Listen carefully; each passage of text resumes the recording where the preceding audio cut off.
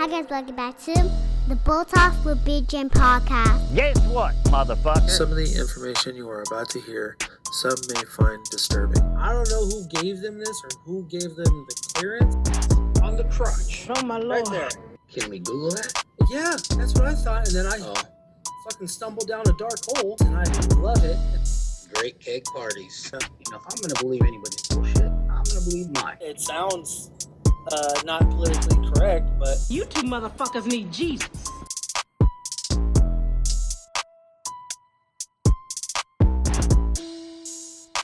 What is up, everybody? We are back.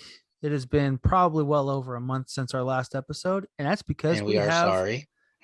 shit to do in our personal life. So sorry about that. Sorry for the lack of episodes, but you know, life has came back ever since people have been getting vaccinated and all this other stuff. So things are changing. Things are going to be changing, but you know, We have to readapt to our old normal past lives, and you know, a young individual like you who has a child and another child on the way. And by the way, he commutes 2 hours every time he works to work, 2 hours to home. So he did a lot of work, and I'm hats off for being motivated still to do this. well, thank you. And It wasn't easy. I can tell you that much. no, you're right. And I know there's a lot of times when I got to give another plug to our girls down south, drinking the Kool-Aid. You know, I've mentioned to them that they've definitely kept us motivated and interested in doing this when I knew you were getting burnt out.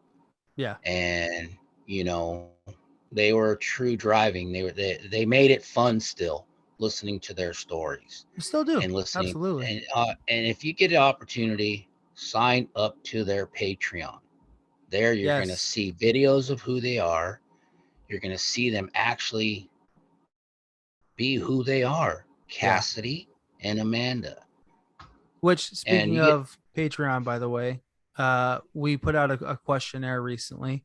Still going on. It'll be going on for the whole month of September and probably even into October. But a lot of people said that if we did a Patreon, that they'd join. And just to verify, if we have more than 10 subscribers within a year, Jim will wear pasties on a live episode. So let's push for that. What's a pasty? What is Nipple tassels. that? Oh, hell yeah. I'll do that for free right now. I'll have the ones that swing like this. Absolutely. Well, this story, ladies and gentlemen, is not told by me today. It is not Bo talking with Big Jim. It is Big Jim talking to Bo. And I was blown away, to be honest, because I've never even heard of the story, never even heard of the guy.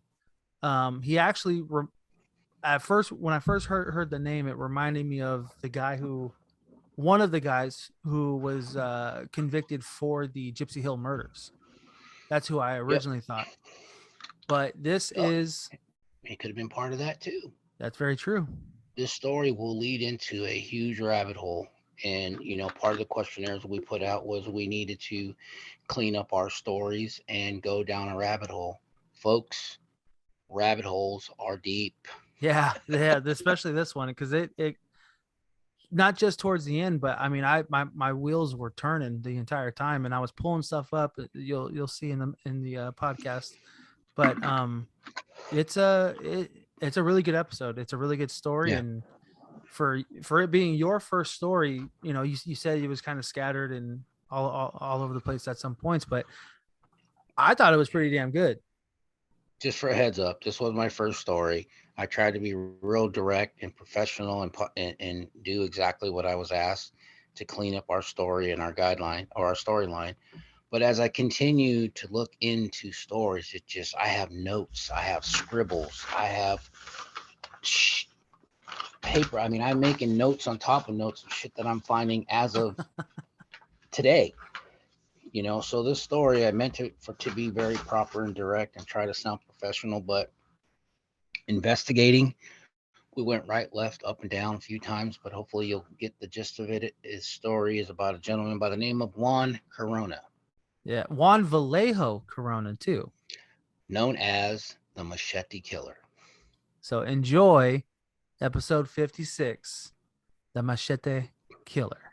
Okay, I get my first chance at telling a story to my child, Bo. And the first story I chose was about a guy, he's a Northern California serial killer by the name of Juan Corona, Juan Corona. Now, the story, once I picked the name and I kept getting into it, first off, Criminal Minds had an episode dedicated to this guy's story, didn't use the same names. There is a documentary with this guy being part of it. It's a five-person documentary, so it's not necessarily all his. But getting into this story, the story continues to, I guess the word is elude to somebody else, possibly being a serial killer, and him being tied to other serial cases.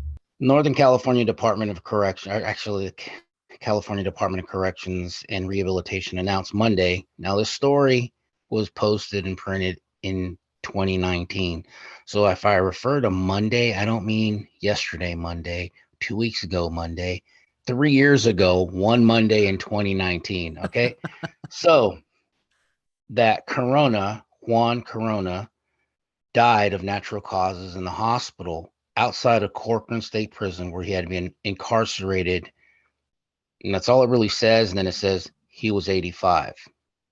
That's kind of sad that the guy who wrote this article was really, really short. But as I continue on, I'm going to continue reading another article from another gentleman who, believe it or not, came out of the New York Times. So I'm going to start by this. Mr. Corona's victims were luckless drifters who moved from farm to farm, scratching out a bare existence in the valley's orchards, groves, and vineyards. Basically, they were farm workers, cherry pickers, cotton pickers, the whole bit. Your grandparents, both my parents, also partake in this type of monetary gain. Didn't get rich, but anyway, they're also called fruit tramps, not food tramps, fruit, F-U-R-I-T, tramps, as locals called them. When they disappeared, the killings became at light when a peach farmer spotted a fresh hole in one of his orchards. Now, this is where it kind of goes off to the right, but I'm just going to announce something, then I'll get into the other story. In Yuba City, May 19th, 1971, when he returned to investigate the hole, he noticed that it was freshly dug. Suspicious, the farmer called the sheriff's department. Deputies dug up a body, okay, of one man. He had been stabbed in the chest and his head had been split open with, and this is where he gets his nickname, a machete. So his nickname, serial killer nickname, is the Machete Killer. Really? So, yeah, that was his nickname. It's a fucking scary name to have. Well, here's what's scary, dude. I'm going to give you the links and I'm going to show you some of the pictures. Now, this guy could be one of my uncles. He actually looks like my godfather, your grandpa Santiago's older brother. Yeah, that's what drew me. He's a happy-go-lucky dude. Now, what got him in the limelight for being this unfortunate individual was that he saw a tragic accident in the early 50s. Okay, but I'm going to get to that later on in the story. So once he realized that there was one body, he closed down the facility, basically closed down the orchard, called in investigators, called the landowner. The landowner was a peach farmer. So at the time they were harvesting peaches. So by the time it was all said and done, 25 bodies of men and women were discovered. Now, the men and women, some of them weren't decomposed. Some of them were obviously disfigured, or some of them were missing parts, but one even had a bullet wound. Okay, now everything I'm telling you, go ahead. So just so I'm clear, this is back in the 70s? This was back in the 70s, which 70s, Yuba Which- City, which is probably an hour maybe from where I'm at. She's in Maryville. Yeah. So it's about Well, we've gone camping 30, there. And, about 30 minutes from 45 minutes from Sacramento. depends. Bird's eye view, yes. On a map, yes. But traffic, it all depends because it's a small town. They don't have a lot of interstate help there to where there's 4 or 5 lanes. It's And this was basically one lane. And 25 people were killed. Yeah, that they can find. Okay, keep all this story in mind because as I got into this story, as we kept missing the dates and I kept continued looking into it, things were going left and right all over the place. Now, back to Yuba City. Now, if anybody who's a true crime liker or even a lover, they'll recognize the name, the Yuba City 5. Now, this case happened in the 76, 77 era. I see the look on your face. So when you get a chance, there's 2 podcasts out there. One of them is obviously our girls drinking the Kool-Aid. They did a great episode on it. And another podcast was just somebody who they don't even podcast anymore, but it's called the Yuba City 5. Real interesting. It's unfortunate, but I kind of thought maybe they were linked. And I still think that they're kind of linked. But the cases, the 25 dead people in the orchard, happened 5 years prior to the Yuba City 5. Same vicinity. Really? And I say that. And if I were to put it up, if I were to put a map on the screen, I can easily say that the killings in the orchard to the Yuba City 5 were probably within a 25, say to a 20 to a 25 mile radius of each other. No shit. Yeah. So they were real close to where I even thought this guy was even involved, Juan Corona, but he had nothing to do with it. So I'll keep continuing with the story. Okay. The digging went for days until 25 corpses were unearthed. The victims ranged from the ages of 40 to 60. All had been hacked and stabbed or shot. Imagine getting hacked, stabbed, shot, and buried in the peach orchard. Not with the machete. A machete. Now, there's different types of machetes. Here's another rabbit hole. And side note, if you look up machete, there's probably 25 various types of machetes. So we're just going to go with the basic full tang 20-inch machete, farmer's machete. Okay. Okay. So as they were digging, they identified a lot of the victims by store receipts, bank deposit slips, and somebody, they don't even really know how, but somebody had maybe even made a notation of a person of a certain build. Typical Mexican, short, stocky build. I hate to say that, short, stocky build. Well, there's a million of us, so there you go. But what I found interesting about this and all the farm workers or fruit tramps is what they're called. Growing up, like I said, your grandparents were farm workers. They harvested everything from cotton to cherries to peaches to nuts to grapes. I think my mom even told me she was actually working in a grape field at the time she went into labor with me. So, but what was interesting growing up, and I've seen these, just say the residential areas where these fruit tramps stayed. Your great grandfather had a facility where he had held a lot of these people. Oh, he had a lot of residents there. Let me use proper wording. He didn't hold anybody against their will, did he? No, it wasn't anything like that. It's actually, from what I can remember, they were well taken care of. They all lived in a stable type of environment. They all had their own living quarters, kind of like bunks. They were fed. My mom, your grandma, used to make meals for these workers. So again, this is going to be kind of profiling, but I've always identified field workers as Hispanic or Mexican or South American or anybody brown skin with the last name of Mexican or Hispanic descent.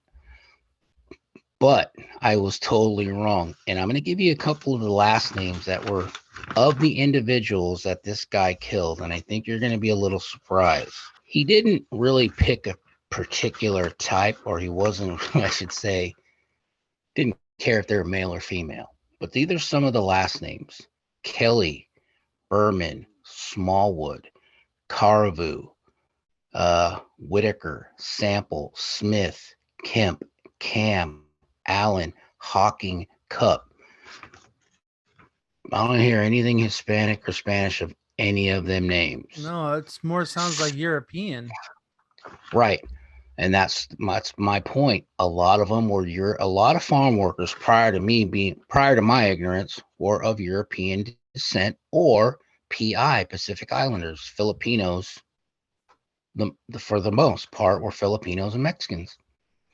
After World War II, prior to World War II, it was all immigrants, just like this, all from Europe, Scandinavia, Germany. A lot of those names, a couple of names were German descent. So I thought that was interesting. But back to the story. A licensed labor contractor had recruited field hands from bars and other places where immigrants or migrants worked, workers gathering. His wife sometimes cooked for them, kind of like I told you. The ranch hands took care of the labor. Right. Okay. Now, a search of Mr. Corona's house, they did locate, and I'll read. A search of his house in Yuba City turned up a bloodstained machete, a ledger, and names of the victims. Blood was found in his pickup truck. Okay, keep that in mind. That's important. And like I said, blood was found inside of his pickup truck. Inside of his pickup truck.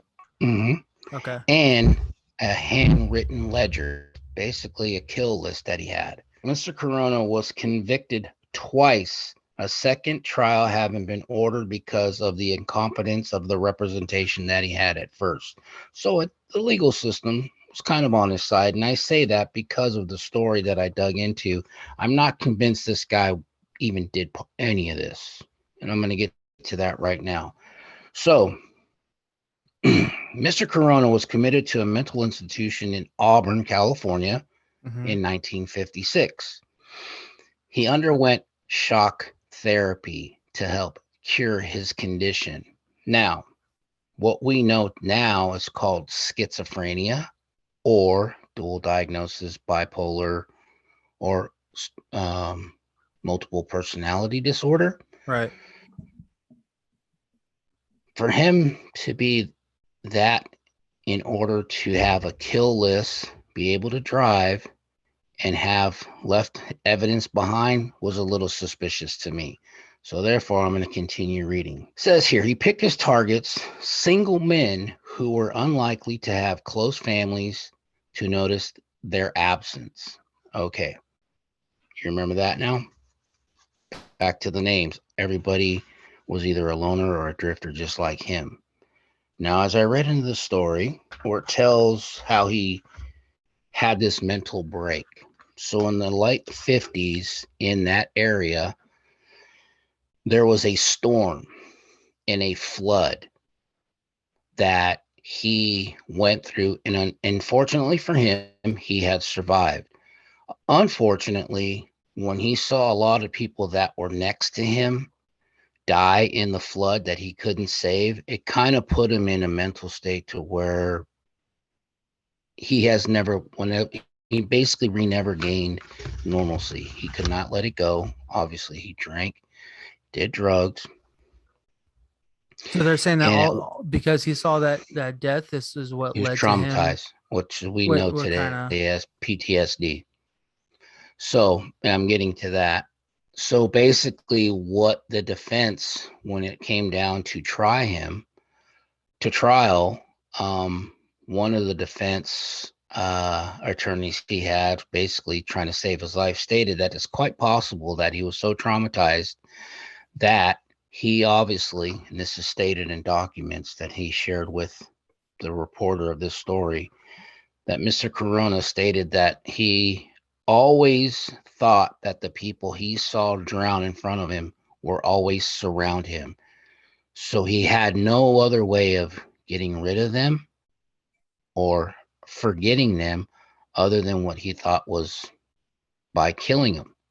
Okay. So basically, the people who he saw, Right. He was who hallucinating. right, that he saw die, he then saw within his victims, and so he thought the only way to get rid of them was to kill the people that he saw for real. Correct. Correct. Let's call them victims. So we'll use that right now. We'll stay with the beginning part, the initial part of this story. Yes, he identified the victims of people that he saw die who to him didn't die. So he was trying to kill them again so he can get them out of their mind. And he saw them within the real people, victims that he tentatively killed. Correct. Damn, that's twisted. That sucks. That's bad. Very, very. I can only imagine what the guy went through. And again, this is in the 60s, in the 50s. They didn't have any type of medication like shock therapy. Yeah, that's lobotomy. That's where they can rattle their brain to see if it fucking work, if this works. It obviously didn't work. And that's the bad thing. It doesn't really even say that he never admitted to physically killing anybody. From what I read in these two stories, just these two stories that I read, but there was plenty more that I'm finding now. He never admitted to killing anybody. He just said he tried to get rid of the people that he saw. So however you want to translate that, it's up to you. But from what I know about mental illness and schizophrenic and being bipolar, yes, they hallucinate.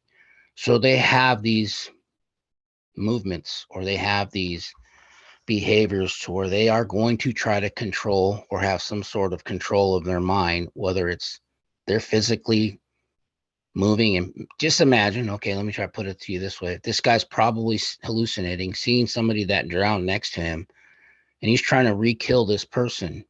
Who's to say that he was just fighting with an empty space in front of him?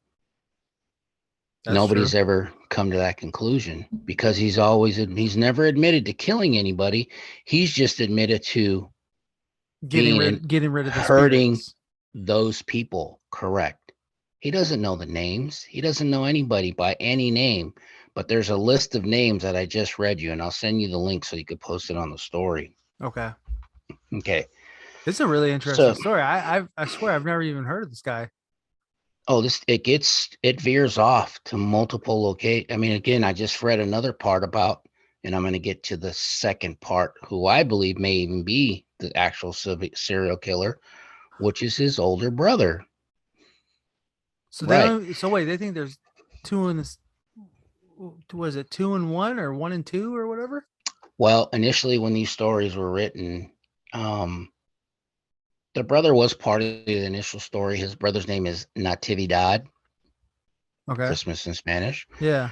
And he was mentioned as just being his brother. But as other people have started to investigate, and as of 2 months ago, one gentleman in the article that I'm reading is convinced that Mr. Natividad Corona was the actual killer. And I'm going to continue to tell you. So, this is how Mr. Corona reacted because of his condition. Corona's severe stress reaction to the tragedy manifested in his belief that everyone he encountered was not dead, merely ghosts wandering through the valley. He believed that everyone in this area has drowned in the flood. That's what he believes in 1956. So he's telling his story of what he thought he may have done by killing these people. His brother, Natividad, wrote in 1956 a petition for Juan's institutionalization. He reads the Bible and writes all the time. So this guy who's supposed to be this serial killer living out and acting and mutilating people is subtle and composed enough to read the Bible and write, and he's a schizophrenic Uh-oh. This What is happened him. now? This is him too. No, I'm just Yep, pulling him up. This is the brother. that's the brother. No. That's Juan Corona. No, this is not Natividad. No, it's not. That's Juan Corona. This is Natividad, yeah. That's just that looks like my godfather. That no looks like shit. that looks like my grandfather, your grandfather, my dad's older brother.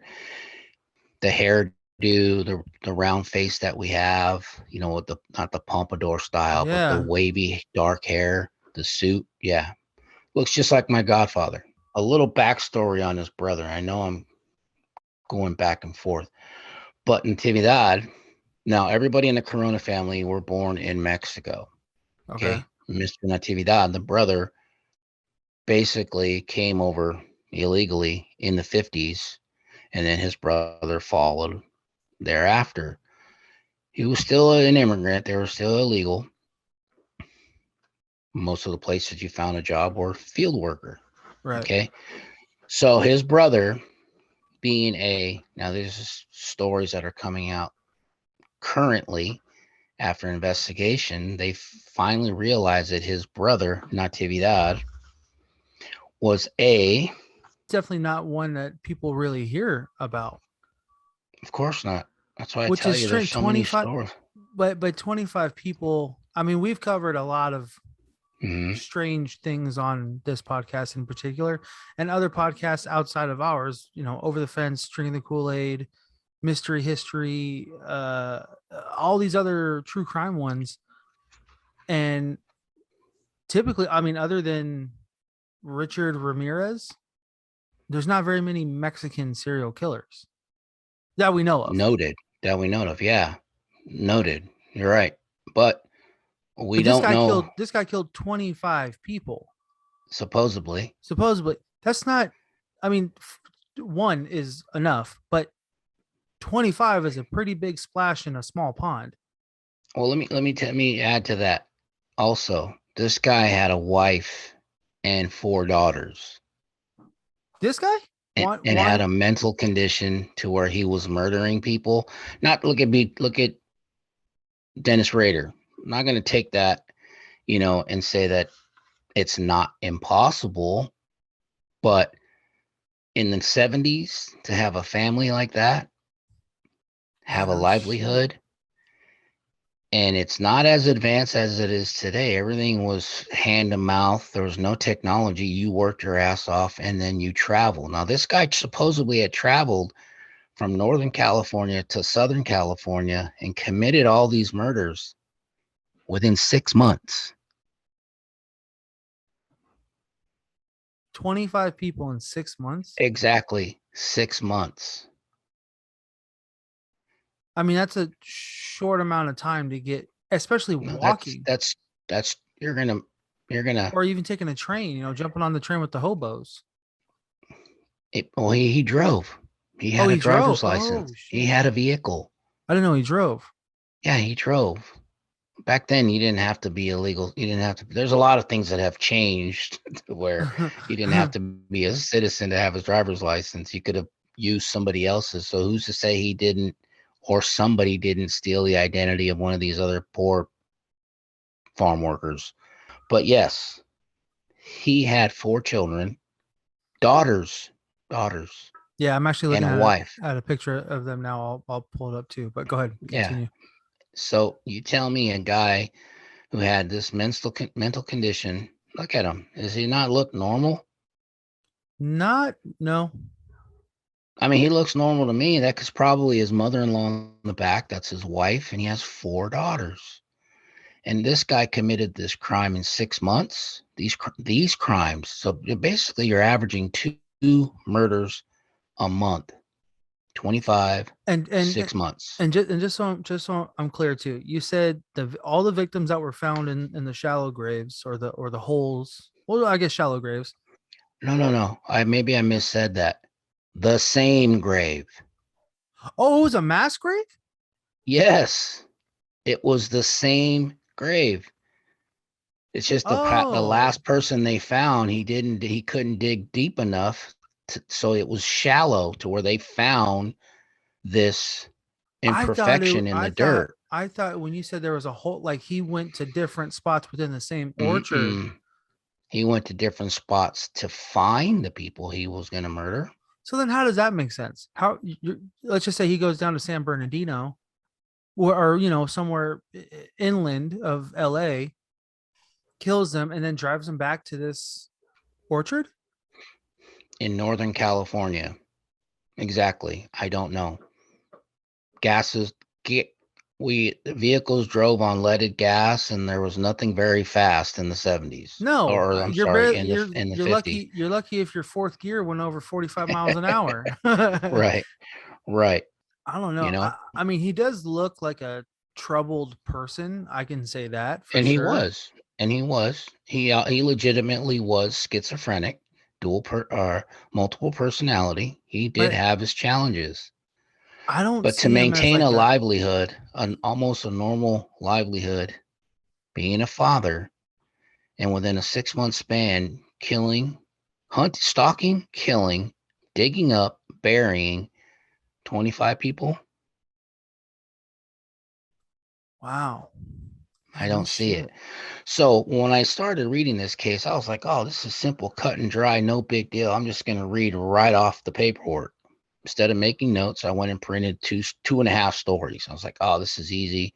I'll start with one story from this person and I'll continue the story. And then as I kept going, I started thinking like you are, wait a minute, this isn't freaking possible. It might be. Who's to say he wasn't part of it? Maybe he was a partner in it. I don't know. But this is where it gets started. I'm going to start to integrate his brother now. So his brother, Natividad, came to the States before him, was an established saloon owner, a bar. So he opened a bar, drinking hole. Well, where are you going to find lonely individuals? In a Yeah. drinking hole Yeah. in Yuba City, Northern California. I have yet to locate the name of this facility yet, which is where I started to do that just an hour before doing this podcast. There's a reason why I'm telling you this. Okay. Okay. So he was Mr. Natividad was known to be a raging, aggressive, angry homosexual. Oh, And I say that because he had a condition. oh, oh, hold on. This is the brother? The The brother, brother. right? The brother. Yeah. He was a raging homosexual, is what it said. And this is another light that went off on my head. So in 1970, February of 1970, in Mr. Natividad's saloon, there was a man that was found in the bathroom who was assaulted and violated. Okay. Okay.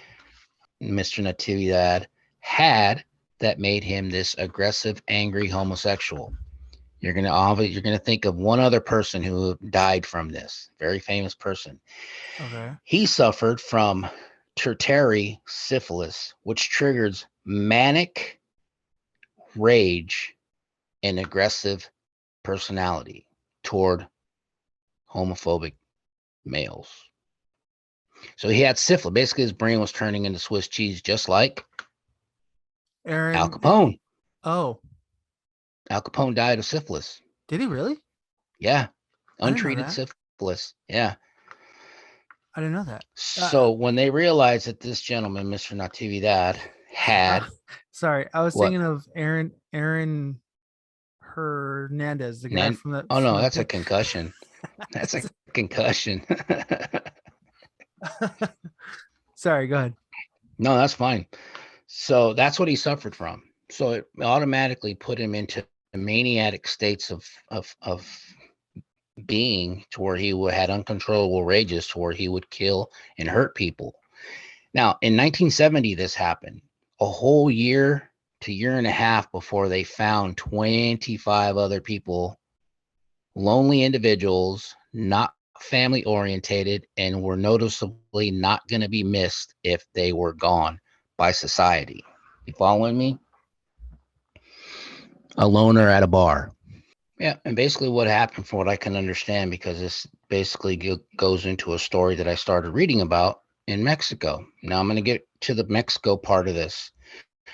So that's a little bit of insight of who the brother was. He was a mentally disturbed. Basically, his brain was getting eaten by syphilis because he was untreated. So it would make him so angry and rageful that he would start killing people because he wanted to get laid, to have a sexual encounter with these individuals. This also sounds like the Doodler. You do the timeline. Okay, if you're here, I'm going to read these storylines, these other serial killers that happened in the 70s, and you tell me if this doesn't. Doodler, Zodiac Killer, Freeway Killer, Golden State Killer, I-5 Killer, Dating Game Killer, Mr. Alcala, Samuel Little. Okay, those are all happening in the 70s. Those are all happening in Northern California. Sam Little was over here? Yeah. Holy shit, I didn't know he was over here. Did you know the 70s was known as the decade of the serial killers, right? Oh, I mean, of course. I mean, there's just so many freaking people. And these are just Northern California serial killers that are identified. So okay. So let's kind of recap before we go any further. Okay. Okay. What day were the people found? Does it give you a specific day? It actually just says the year. So all the people were found on what month and year? 71 to 70 to 72. In 1971. So basically 1971, the first body was found. Okay. Alongside the Feather River. That was another point of interest I wanted to so shout out to you.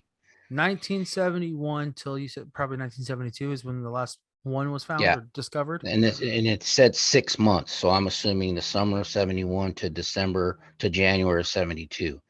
That's how far in between these killings supposedly had taken place. His brother came from Mexico in 1970, February of 1970. But they could have been there longer. They just know of these particular times. They could have been. Could have been, true. But like I said, a lot of the bodies weren't very decomposed. They were skeletonized, of course, but some were very well flesh maintained. Yeah, not maintained, but had flesh.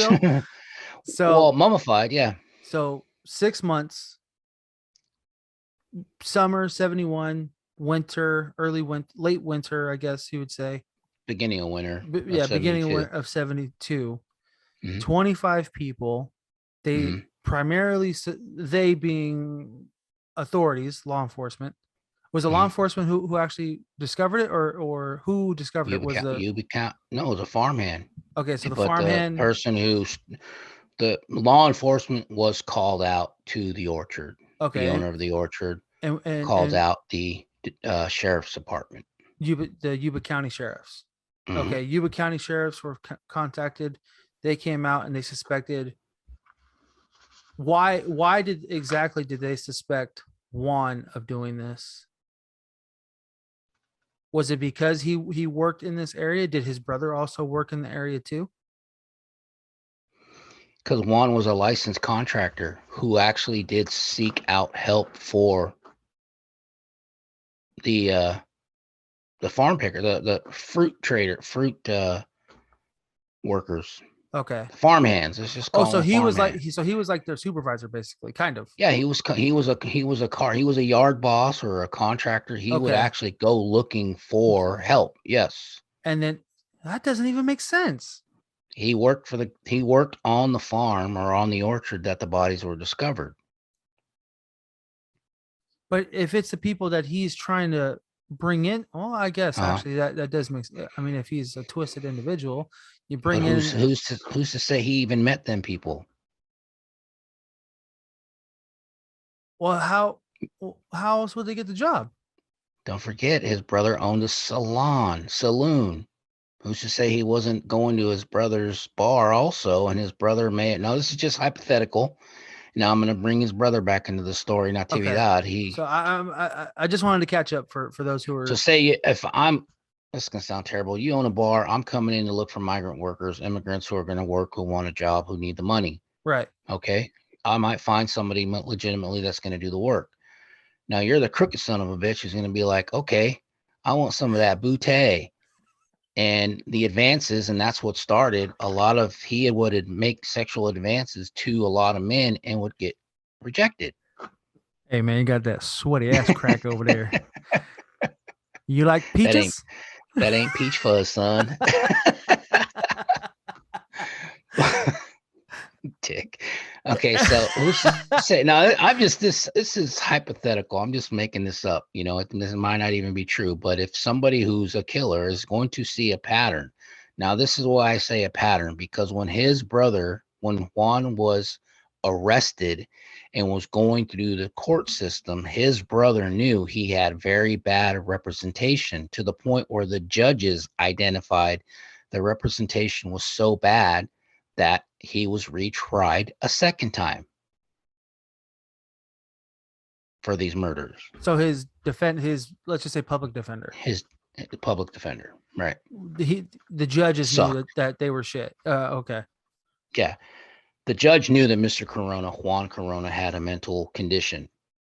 He felt that the public defender for Mr. Corona didn't really dig into being such a good defender for his case. So, yeah, so he didn't go into detail of what to try to save this guy's life. Okay.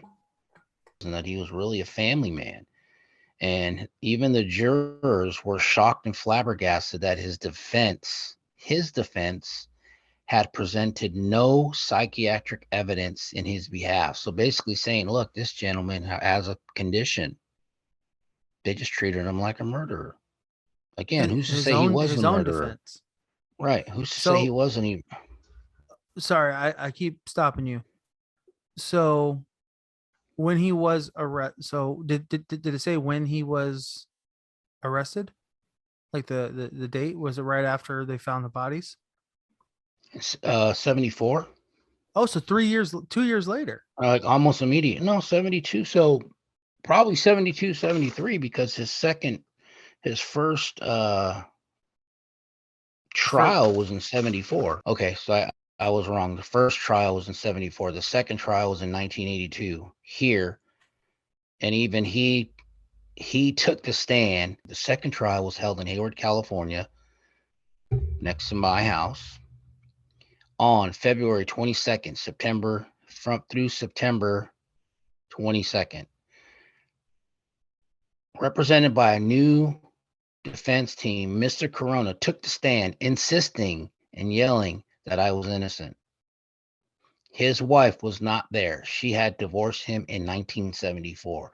So his wife left him right after he was arrested for the initial killings, which was in the 70s, 73 probably. It didn't really say that. It just said what. And it doesn't even get into his wife, or who his wife is, or maybe she went back to Mexico. I don't know. Holy shit. So in 1982, he had a second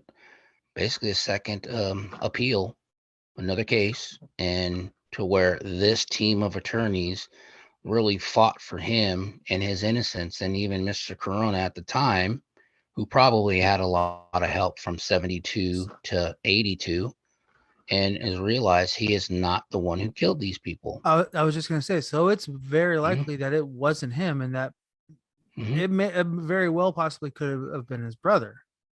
Could have been, because right after his first case, his brother returned to Mexico, where there's no jurisdiction of. At the time, there was no extradition, no.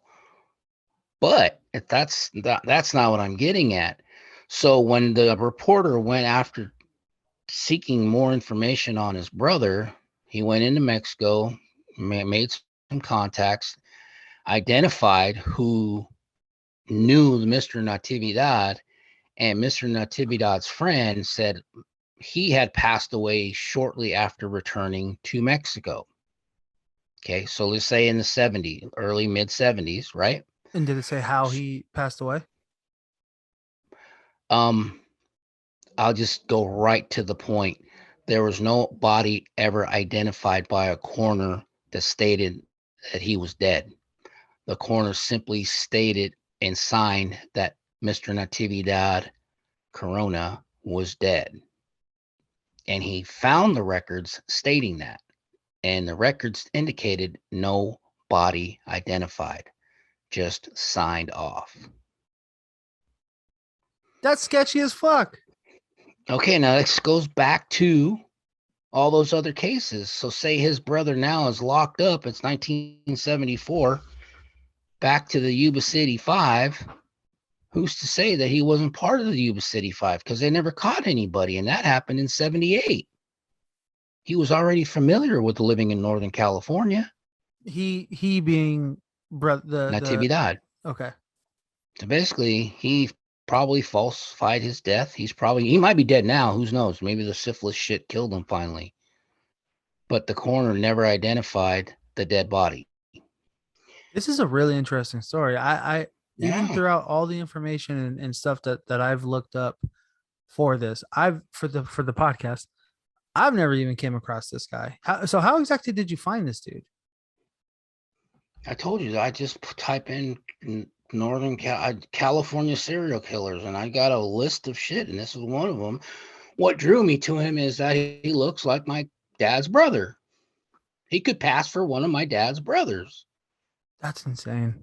And then I read about it, and then I started feeling really fucking bad for the guy. And then here's the part where it says, Mr. Hellerman, the gentleman who went seeking the death certificate, told the jury he had gone to Mexico to look for evidence of Natividad Corona's death. He said the doctor who signed the death certificate never saw a body. So he doubts, he being Hallinan, doubts that Mr. Natividad never died in the 70s.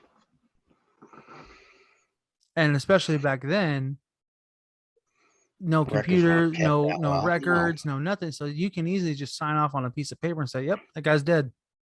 Yeah, the doctor ain't gonna give a shit. And now he can be who I don't know, Julio Sanchez. Yeah, he could be he could be part of any of these serial killers, the I-5 killer, the Zodiac. Who say? I mean, hypothetically, it's a stretch. Maybe he was the Zodiac killer. Maybe he was a freeway killer. Maybe he wasn't part of the speed killers because they identified those guys. The I-5 strangler. You know, who's to say he wasn't part or could have been part of any of those? That's crazy. Serial killing. Yeah. That's really fucking nuts. Yeah. That's a really good So anyway, back to the story, because I know we're just bouncing back and forth, and it is a rabbit hole, ladies and gentlemen, especially if you can continue to read in to stories and you find it more and more interesting. Oh shit. So this is what he used to ramble. Ask if he felt remorse. Mr. Corona gave a meandering answer, then said, so I went to buy this machete, and then, okay, I started killing them. I killed all of them one by one. That's what he's asking. He's not saying. And the guy, I mean, granted, whether he's schizophrenic or not, he seems, just based off of that little, and this is a stretch also based off of the sentence that he just said, but he's coherent enough to be like, you're saying that I did this. Why wouldn't I remember this? Right. I mean, he was probably in a mental manic break back then and didn't have any sort of medication, which was probably lithium back then, or even electroshock therapy. But there was some sort of suppression to help him realize something. Right. Some sort of treatment. He wasn't lobotomized, so therefore he is kind of coherent. Mm-hmm. Okay. Mr. Corona was denied parole. There was no information about whether he had any survivors, meaning if his family was still alive. At his parole hearing, he said that his brother and sisters were all dead. So all he's thinking of is who's left in his family. Does that sound like a freaking serial killer? Does that sound like No, somebody as a serial killer and not at all. behavior of And somebody who no, wanted to kill anybody? and going back to some of our old episodes, anyone who is a serial killer is very narcissistic. Is very about themselves. About themselves, about right now or future tripping. They play chess, not checkers. It's a famous line by Denzel Washington. But anyway, so anyway, he came back to the States legally. Now, who's to say that his brother might not have taken him, used him as a muse, and basically went on this killing spree. You can't find the brother no more because he obviously probably either is dead in 2021 or at now, or um died sometime after, and who knows where his body's at. But the interesting is, like, this guy had already established himself in Northern California in the early 70s when all these other serial killers and serial killings were happening. All of them. Who's to say he didn't play a part in them? Who's to say he wasn't part of any of them? Or maybe who's to say he didn't? Not well, like you said, like that he wasn't a part of it, but he may have known the killer or killers of all of Yeah, these different killings. he could have been part of a group. I mean, He could have been part of a group. that's the whole Sons of Sam theory, is that it wasn't just David Bershkowitz in New York. Yeah. And that whole thing's, according to the Netflix documentary, that spread all the way out here to Stanford. You identified the facility, and you've actually taken pictures and sent me pictures of The place. part 5 of that series. Yeah. Yeah. If you do watch the documentary, it's part 5 of the Sons of Sam. Yeah. Plural, not one. Well, do you have the names of the victims, not just their last names, but the names of the victims themselves? I have the full names. Yeah, I have a list right here. Can you read them off? You want me to read all the names? Or just name off like 5 or 6. Okay, I'm going to go with Warren Jerome Kelly. That's not a Mexican name. No. That's also, you're also being biased, sir. Yeah, okay. Hispanic descent. Sigurd Bierman. He sounds like a Russian guy. Joe Carevu. French. Maybe. Donald Smith. Raymond Take your time. Raymond Mukachi. Mukachi. Kenneth Whitaker. Yeah, that's these are all names that are not of any, Hispanic Spanish descent. or Hispanic descent. Now, again, up until 1920, all farm worker or farm hands were of overseas, baby. There were immigration. They came in to establish their newfound land and become American. But as time progressed, the predominant race of migrant workers were Filipino and Mexican, or nationality, race, however we need to identify them. And but so currently, is Mr. Corona still alive today, or is he still in prison or anything? he died. That's where this story started. He died in 2019. He died. And he died just before died. The pandemic. The pandemic. Yeah. He died just before the pandemic. Yep. No shit. And I'm assuming he died of natural causes. Natural causes. Yep.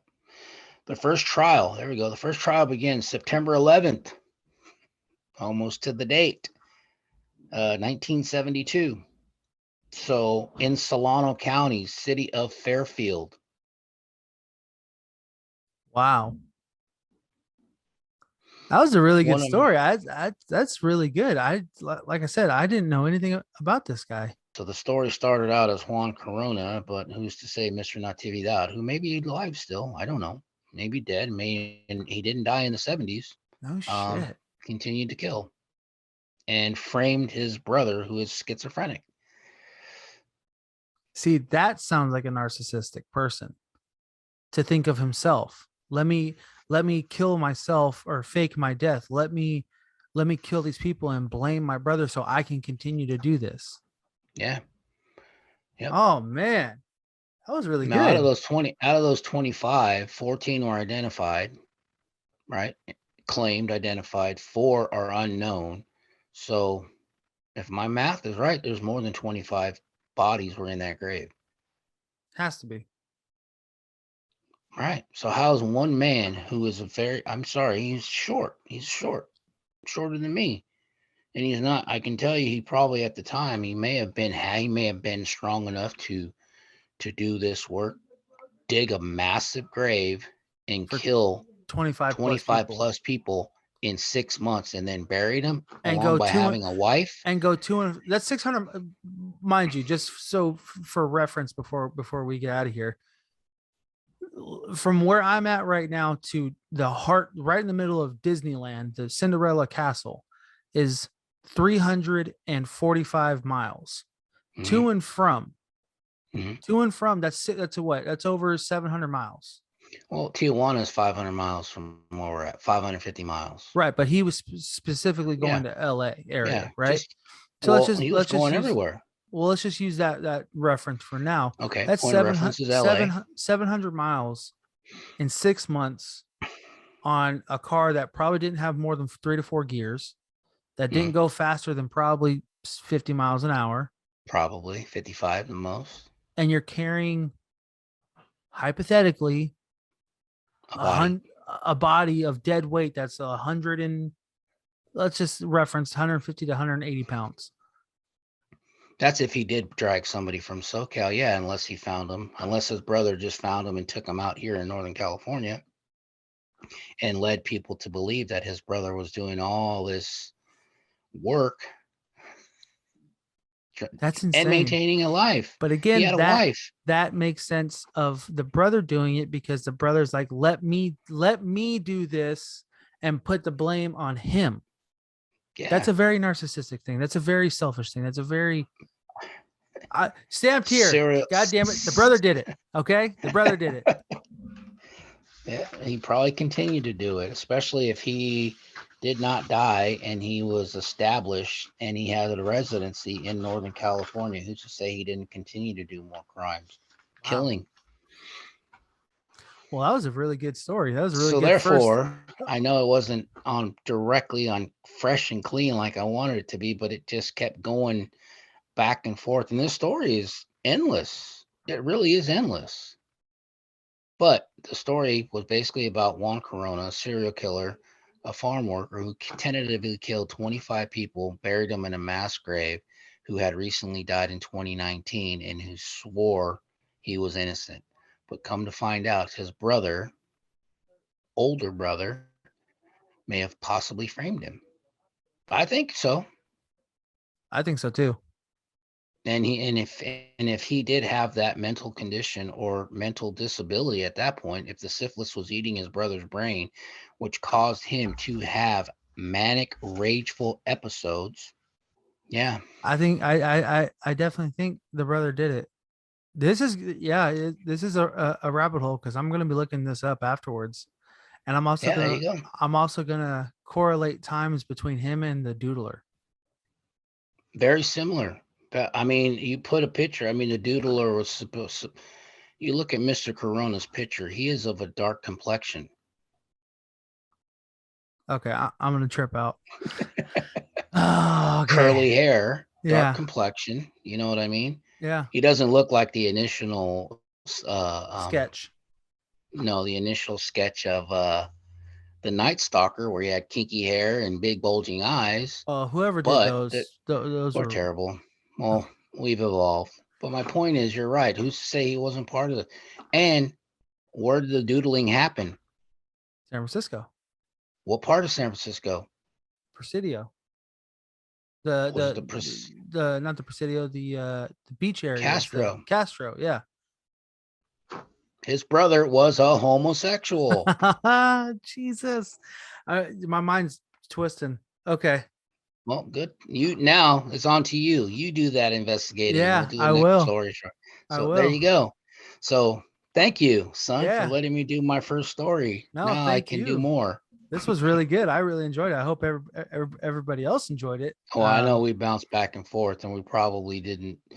We probably need to do some sort of synopsis, if that's the word I'm thinking of. Just clarification, okay? Yeah. But yeah. Well, thank you. Thank you for telling the Juan story. Corona died at 1980 at the age of 85 of natural causes. Damn. In Corcoran, California.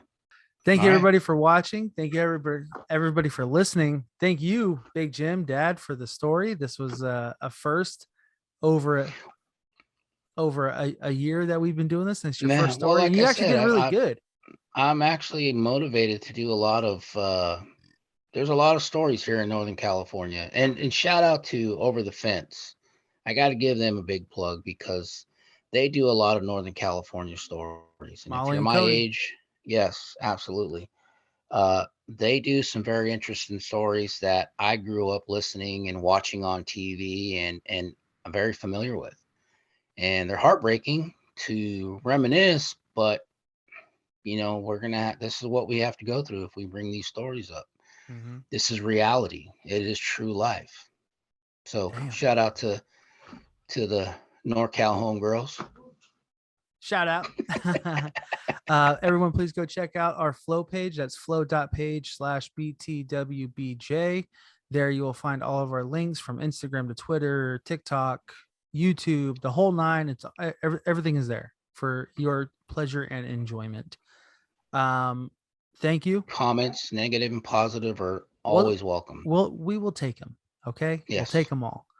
And before we get out of here, we have one promo. It's going to be the two girls over at Twisted and Uncorked. So if you're not only interested in what we talk about, but the two, Alicia and Sierra, one is, I believe, in Canada and the other is in Tennessee. I was going to say Tacoma, but Tacoma. Tennessee. However you want to say it. So they are the Twisted and Uncorked crew. They are very, very cool. They actually, we plan on doing something with them pretty soon. And thank you for allowing us to have our promo on your show. And now here's your promo on our show. So thank you, everybody. Please enjoy their promo. And thank you for tuning in with us. Hope to hear from you soon. And see you. Have a good day, everybody. Yeah. Have a good one. Peace.